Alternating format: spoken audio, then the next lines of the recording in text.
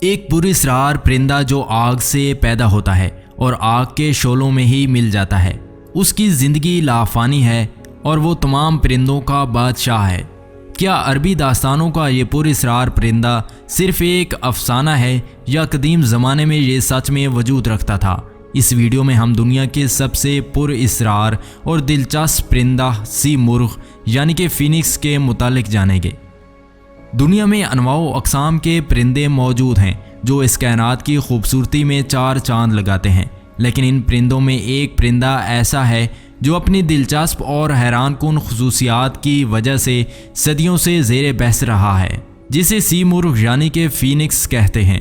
لوگ اسے fire bird کے نام سے بھی جانتے ہیں۔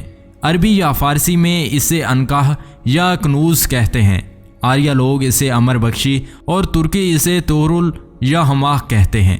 یہ پرندہ اپنی غیر معمولی لمبی عمر کی وجہ سے مشہور ہے۔ دراصل اس کی زندگی لافانی اور نہ ختم ہونے والی کہی جا سکتی ہے۔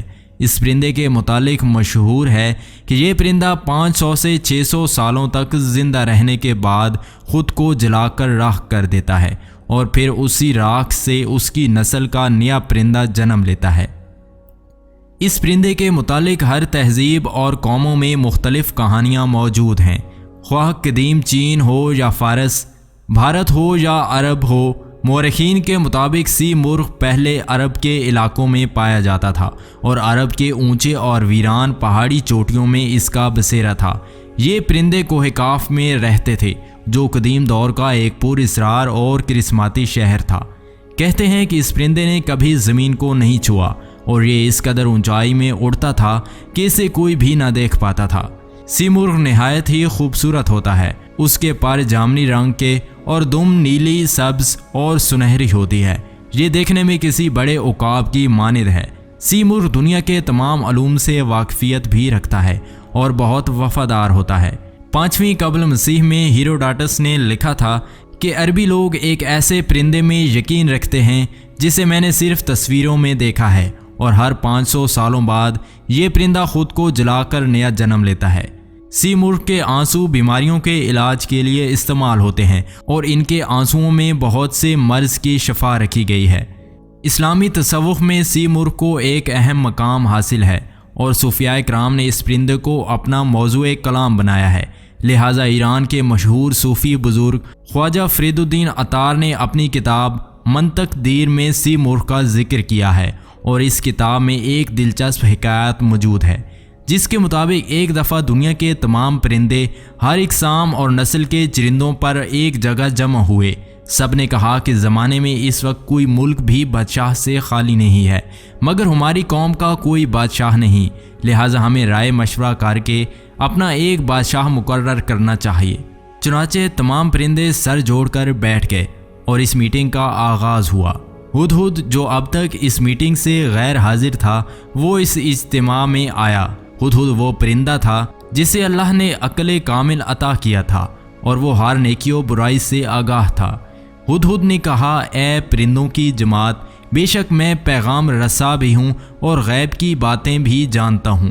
میرے پاس قدرت کے اسرار بھی موجود ہیں۔ میں حضرت سلیمان علیہ السلام کے ساتھ بھی رہ چکا ہوں اور ان سے ہم کلام ہونے کا شرف بھی حاصل ہے۔ میں تم سب سے زیادہ عزت اور مقام رکھتا ہوں۔ میں کئی وادیوں، پہاڑیوں اور بیابانوں میں رہا ہوں۔ میں اس پرندے کو جانتا ہوں جو ہم سب کا بادشاہ ہے۔ اگر تم میرے پیچھے چلو گے تو میں تمہیں اس تک پہنچا سکتا ہوں۔ بے شک ہم سب کا بادشاہ وہی پرندہ ہے جس کا نام سی مرغ ہے اور وہ کوہ کاف کی وادیوں میں رہتا ہے۔ وہ تمام پرندوں کا سلطان ہے، مگر اس تک پہنچنے کا راستہ بہت لمبا اور طویل ہے۔ راستے میں بہت سارے خطرات، دریا اور خشک زمینیں آتی ہیں۔ اس راستے پر چلنا کسی مضبوط دل والے کا کام ہو سکتا ہے۔ اس راستے پر چلنے اور اس تک پہنچنے کے لیے جمع مردی کی ضرورت ہے۔ لہٰذا پرندوں کے سلطان سی مرغ کے بارے میں جان کر تمام پرندے اس کو دیکھنے کے لیے بے قرار ہو گئے۔ اس کے دیدار کے شوق نے ان کے اندر سے جوش و جذبہ پیدا کر دیا۔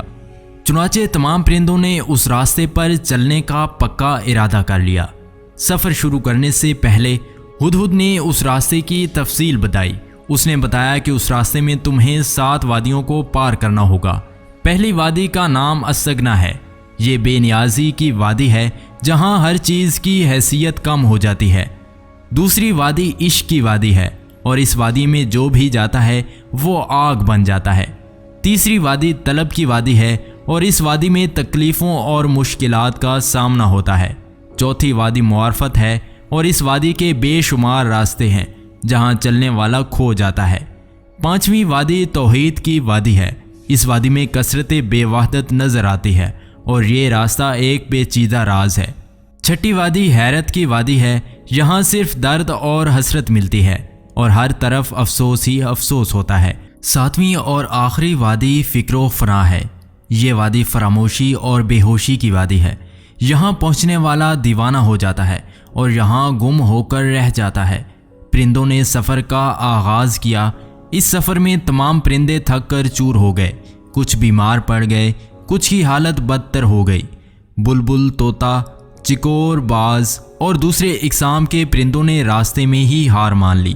پرندوں کے بال خون آلود ہو گئے، وہ آہو زاری کرنے لگے۔ انہوں نے ایسا راستہ دیکھا جس کی کوئی امتحان نہ تھا، ایسا درد دیکھا جس کی کوئی دوا نہ تھی۔ ان کی کمر ٹوٹ گئی۔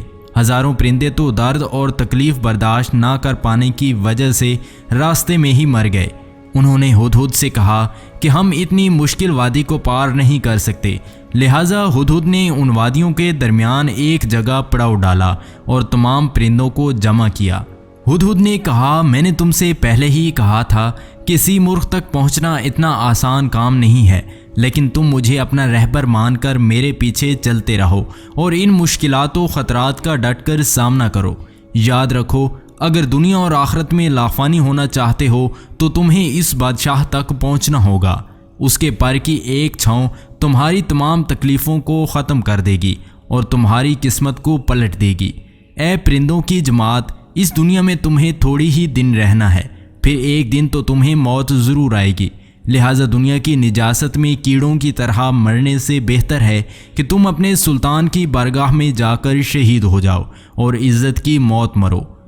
ہدہد نے کہا، اس فانی دنیا کی محبت اپنے دلوں سے نکال دو، تمام خواہشات کچل ڈالو اور اپنے دلوں کو پاک کر دو۔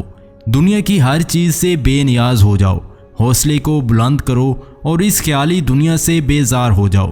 پرندے پھر سے حوصلہ مند ہو گئے اور ہمت باندھا اور ہزاروں اور لاکھوں پرندے صف بہ صف اور قطار در قطار ہدہد کے پیچھے چل پڑے۔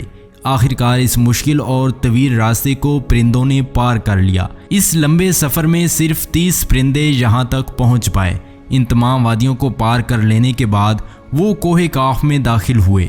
اس وادی میں داخل ہونے کے بعد جب انہوں نے اپنے آپ کو دیکھا تو ان کے جسم پر بال اوپر موجود نہ تھے، ان کا جسم آگ میں جل رہا تھا۔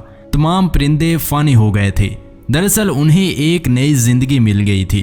انہیں کوہ کاف کی ایک اونچی چوٹی پر سیمرغ نظر آیا۔ جب وہ سیمرغ کے پاس گئے اور غور سے اسے دیکھا تو انہیں اس میں اور خود میں کوئی فرق دکھائی نہیں دیا۔ اس منزل تک پہنچ کر نہ ان کا کوئی رہبر رہا تھا اور نہ راستہ، وہ خود لافانی ہو گئے تھے۔ لہٰذا اب انہیں پتہ چل گیا کہ جس سیمرغ کی انہیں تلاش تھی دراصل وہ خود ہی ہیں۔ اس حکایات کے ضمن میں خواجہ فرید الدین عطار نے تصوف کا مکمل مقدمہ پیش کر دیا ہے، یعنی کس طرح ایک بندہ دنیاوی خواہشات، نفس پرستی، انا اور ہر چیز کو نیست و نابود کر دینے کے بعد تصوف کے تمام منزلوں کو سر کر سکتا ہے، اور جب انسان تمام منزل طے کر لیتا ہے تو فنا ہو جاتا ہے اور اسے معرفت مل جاتی ہے۔ یہ تھی ہماری آج کی ویڈیو۔ اگر ویڈیو پسند آئی ہو تو ویڈیو کو ایک لائک اور چینل کو سبسکرائب کرنا نہ بھولیں۔ ملتے ہیں ایک اور ویڈیو کے ساتھ، تب تک اپنا بہت سارا خیال رکھیے گا۔ اللہ نگہبان۔